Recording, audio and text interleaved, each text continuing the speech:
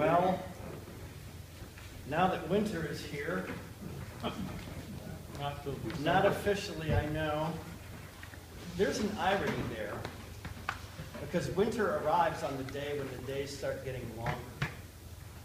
Isn't that weird? Anyway, that's not where I was going this morning.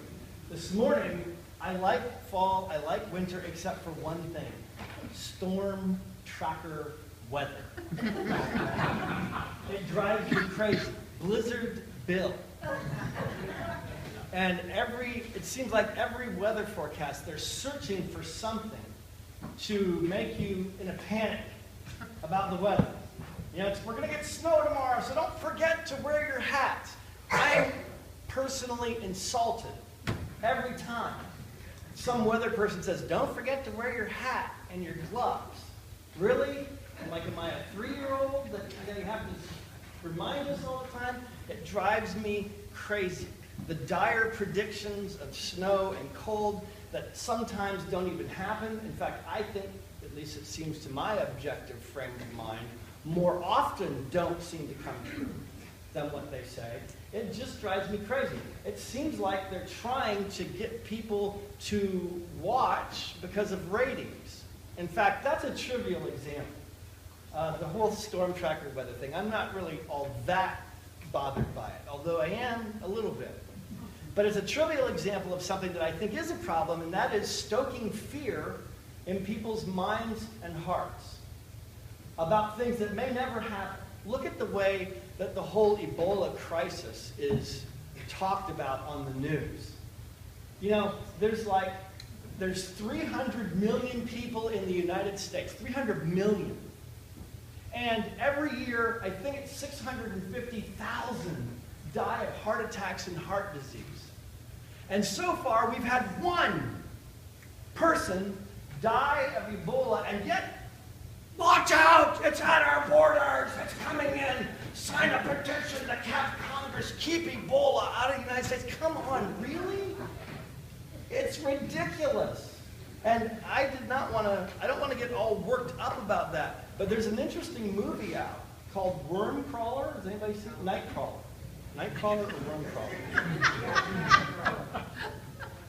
It's called, I think it's called Nightcrawler or Worm Crawler. It's a true thing. People that get videos put on the news are oftentimes freelancers. And they're like ambulance chasers, like lawyers used to be, only they chase things with a video camera, and then they film crime or disaster as it's happening, and then on their computers they can send it straight to the news thing, and the news thing will pay them for it, and they can put it on the news live as it's happening. And there's people that do that. And it's amazing, because I think what it does is it stokes fear. In the movie they talk about how television stations get those kinds of things and how they evaluate them to be put on the air to get the maximum ratings effect, which is what they're after. They're not trying to tell you things that you need to know. They're trying to get you to watch.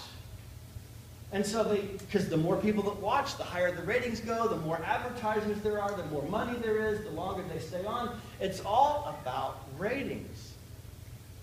You know, you would never know it. In fact, you should talk to Jeffrey about this afterwards. I hadn't planned on saying this, but since he's here, it made me think of it. You should talk to Jeffrey because he's done some research in this, and things are actually getting better in the world. The crime rate is down. Things are safer than they've ever been. All levels of crime are down everywhere in the world. There's less genocide, there's less warfare going on, but you would never know that. I can see it in some of your eyes. You're thinking, oh, come on. You're not watching the news. No, the problem is you're watching the news. You have lost a grip on reality because you're watching too much news. And particularly the kinds of news stations that are constantly trying to hype things up. See, I said I didn't want to get carried away with this. It really is, I think it's a bad thing, because I believe that there is a spiritual battle going on in the world. All right? There's a spirit of good, I shouldn't say a spirit of good, there's God and goodness and righteousness and holiness, but there's also a spirit that's trying to, that's against God. Sometimes people call him the devil, sometimes people call him Satan or whatever. It's an evil spirit in the world. And one of the main ways that the evil spirit works and carries on this battle is by sowing fear in people's minds and hearts. What's one of the main things that Jesus was constantly saying to people? Do not fear. Do not fear. Exactly. Don't be afraid. And yet we put ourselves in situations, it seems like, where we're constantly stoking fear in our lives. That's an old game. Because if you paid attention to when Caleb was reading, that's an old game that has been going on. That whole thing about sowing fear has been going on since the very beginning of time, I think. And it's sometimes I think we need to be more aware of it. So I'm going to look at this passage today. I had mercy on whoever was going to be reading this, because to get the full impact of this, you have to read like 2 chapters in the book of Isaiah, and the chapters have all these Assyrian kings' names in it, and all these places that they conquered, and I thought, I am not going to do that to somebody. So we just had the prayer read at the end. But I want to look at this passage and watch how the anti-God forces in this sow fear in people to try to get them to turn away from trusting in God and looking to God for his goodness and righteousness and holiness. Okay, so here we go. A little bit of background.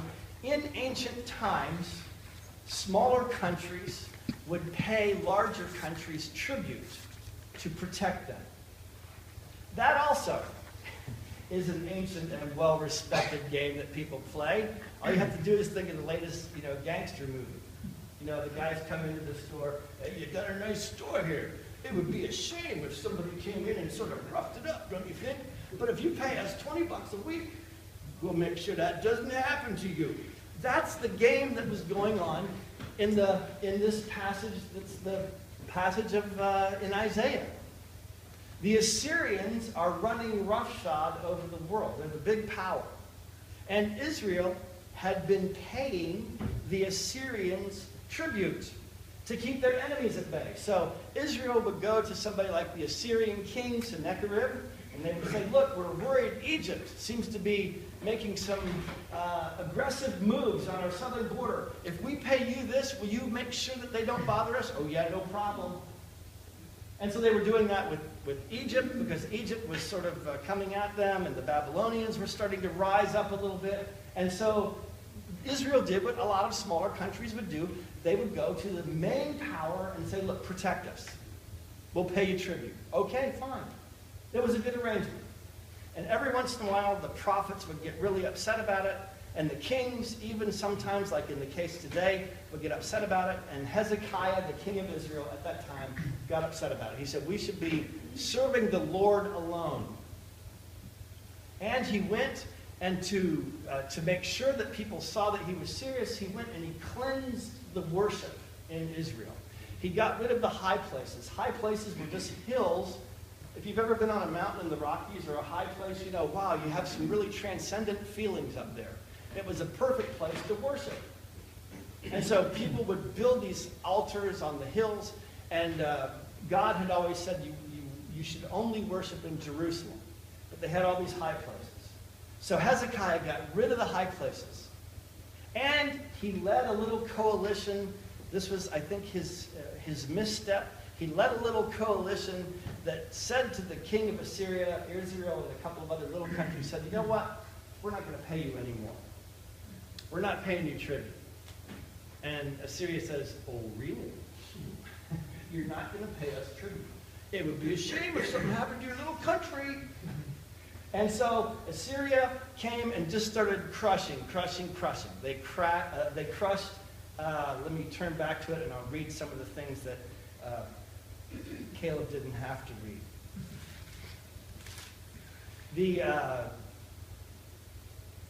The field commander of the Assyrians, he says, he's talking to the Egyptians. This is in chapter 36. He's talking to the Israelites as they surround Jerusalem. And he says, look, we've been crushing Arpad. We've been crushing Hamath. We've been crushing Edom. We've been crushing all these little countries. And what makes you think that you're going to be any different than them? So he gives this whole speech as the Assyrians are surrounding Jerusalem. The Assyrian commander's name was Rabshakeh, or Rabshakeh, depending on which side of the country you were from in those days. Just kidding, I don't have any idea how to pronounce it exactly.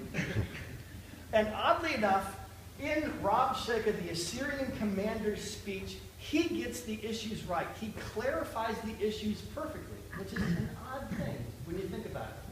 But one of the first things that he tells the Israelites, imagine him, that all of the Israelites are gathered on the walls of Jerusalem, and they're surrounded by the Assyrian army, and Rabshakeh, the commander of the whole Assyrian army, comes out, and he pulls out his megaphone, or whatever they used in those days, and starts talking to the people on the wall. And he says, one of the first things out of his mouth is, "On whom are you relying? Who do you think is going to protect you from us? In whom is your trust?" Verse 6. Or actually in verse 4. The field commander said to the whole city of the people that were gathered there, "Tell King Hezekiah, this is what the great king, the king of Assyria, says." And oddly enough, too, all the way through this is going to be transposition, because Isaiah is going to be saying, "Thus says the Lord," and Rabshakeh is going to be saying, "Thus says the king of Assyria." So there's this back and forth that way going on in this story. And he says this. The first thing he says, "On what are you basing this confidence of yours? You say you have strategy and military strength, but you speak only empty words. On whom are you depending that you rebel against me?" So he clarifies the issue for the Israelites. I think we should thank him for that. I think we need to look at that ourselves. When times get rough in your life, when things go bad, when things go wrong in the church, when things go wrong in Pemberville. They never do that, but every once in a while things go bad in Pemberville. You have to ask yourself, on what are you relying? What are you trusting in to make sure that your life is ultimately safe in God's hands? What are you trusting in? Most of us could give all different kinds of answers to that. We talked about this a couple weeks ago. We could talk about, well, I have a pretty big IRA. I have a good retirement program at my work. I'm enjoying, the stock market just hit a new high last week. Really, those things can all be gone like that. What are you trusting in? What are you really trusting in? That's what Rabshakeh raises up for the Israelites. And look how he tries to get them to, how he tries to shake their trust in God. This is really interesting. Talk about sowing fear. And listen, I'm going to go over some of his points, not every one. But he tries to shake them this so that they will surrender. He tries to get them to quit trusting in God and quit trusting in what God's promises said so that they would surrender and capitulate. And he gives them reasons why they should do that. And it's interesting. Every single one of the reasons is true. Every single one of the reasons is true. Okay, so first of all, he says this in verse 6. Egypt is no help. That's true. At that time, Egypt was a second-rate power. You know how kingdoms rise and fall in history. Sometimes they're more powerful, sometimes they're less. At this time, Egypt was a second-rate power.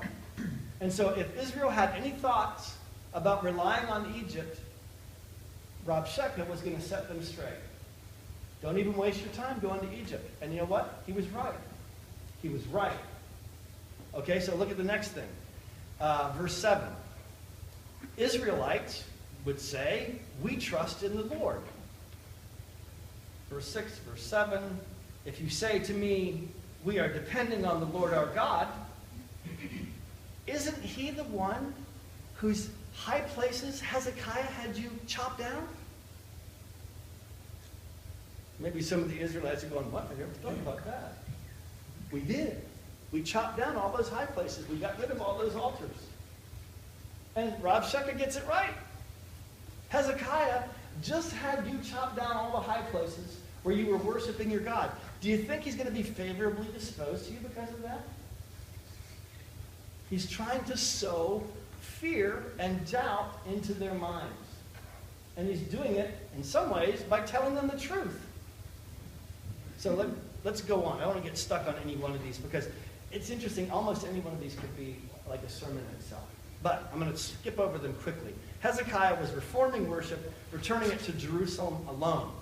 So it was a good thing that Hezekiah was doing, but Rabshakeh twisted it into a bad thing, even though it was the truth. Next, verses 8 and 9.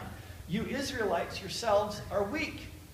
You couldn't even, he makes them an offer. He's being magnanimous. I'll give you 2,000 horses if you think that you could put cavalry on them. If you think you could put some soldiers on these horses, I'll give them to you. Israel was pretty weak themselves at that time and probably couldn't have gotten 2,000 people to put on 2,000 horses. So Israel themselves were weak. True. It was a true statement that he said. Rabshakeh says in in the next verse, verses 8 and 9, let me see. Furthermore, have I come to attack and destroy this land without the Lord? This is the one that is the crushing one, I think, if you listen to it in the wrong way. In verse 10. Furthermore, have I come to attack and destroy this land without the Lord? The Lord himself told me to march against this country and destroy it. Guess what? True. The Lord had. Look at Isaiah 10. Chapter 10, if you've got your Bibles open. If you don't worry about it. You'll probably get there quicker than me if you're a Baptist because my pages stick together and you'll know where to go better. Chapter 10, verse 5. God's judgment on Assyria. Woe to the Assyrian, the rod of my anger. I send him against a godless nation. I dispatched him against a people who anger me, to seize loot and to snatch plunder, and to trample them down like mud in the streets. That was partly directed towards Israel, because Israel had rebelled against the Lord. So in a sense, Rabshakeh was even trying to say, look, you people, you're not strong, nobody else can help you, and even your own God, because of chopping down his altars and because of all of that, is against you.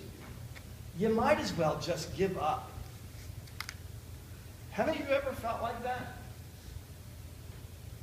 I mean, really? Like, even God himself has just deserted me. I do. There are times in my life when I don't even like to talk about these with other people so much, so I'm not going to do it right here with all of you. But part of the reason why we are the body of Christ is so that when we go through those times where we feel like the Lord is against me, we can encourage one another.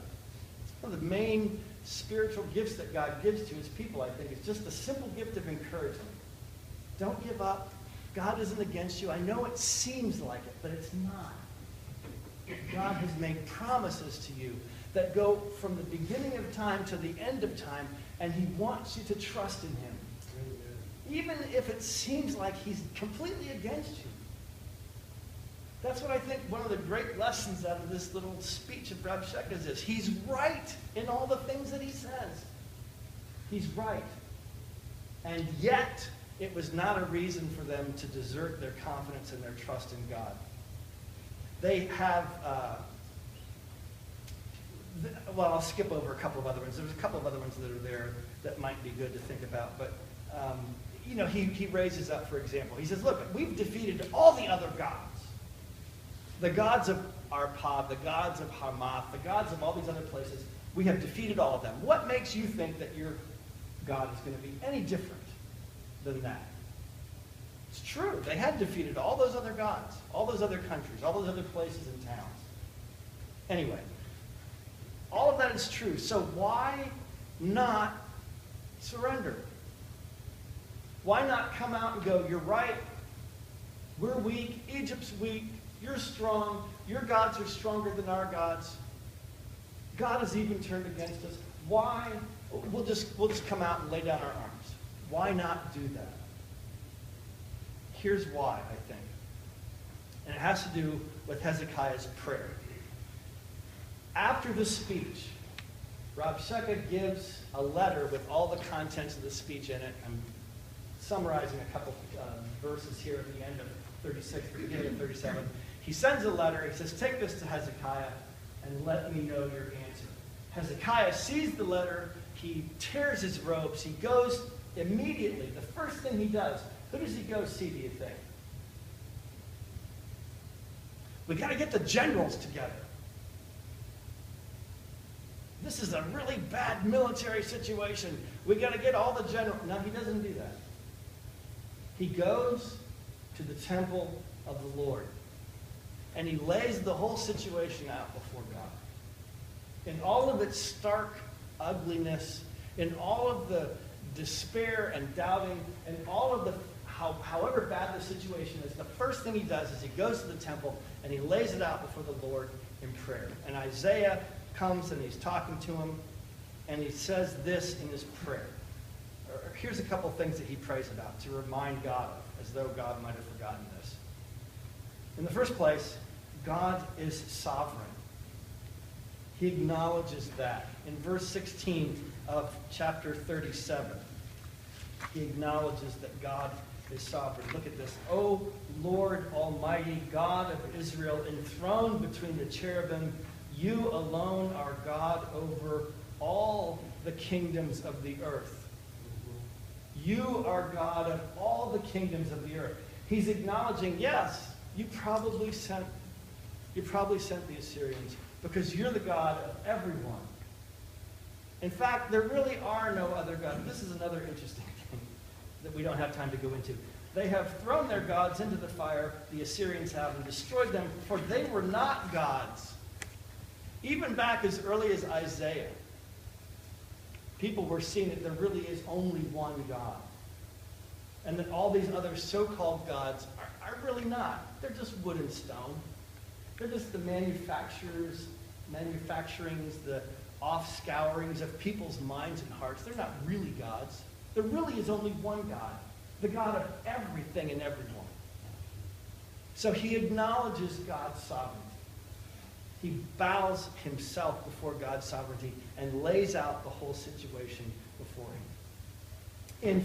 By the way, this same story is in 1 Kings 17 and 18, or 16 through 18, almost the same story word for word. And in that, he actually takes the letter with him and puts the letter out before the Lord. It's almost like he's saying, God, read this, would you? Hear and answer. But so anyway, the prayer.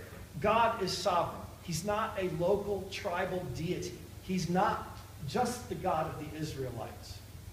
He's not just the God of the Edomites. He's not just the God of any particular one person. He's the God of all the nations of the earth. I think that's good to remind ourselves of. God is the God that we worship is not just the God that the Presbyterians worship. We worship him more truly. I'm so glad that you laugh at that. I'm really glad. Because if there's people out there that are seriously going, yeah, that's right. Talk to me afterwards. He's not just the God of the Presbyterians. He's not just the God of the Protestants. He's not just the God of Catholics and Protestants altogether. He's not just the God of the United States. He's the God of everyone and all things and all people everywhere. We got to keep that in mind. It's the basis of our hope and our confidence that God is the God of all peoples and all countries. The Assyrians might be the rod of his anger, but he's still the Lord over the Assyrians. God is disciplining his people, not destroying them, which I think is what he does to us as well.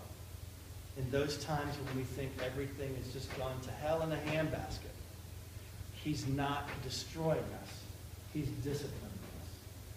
He's helping us to grow into the life that he wants to inculcate, not only in each one of us, but in all of us together in his kingdom that he's bringing about in his time. And I'm almost done. I don't even have a video clip today.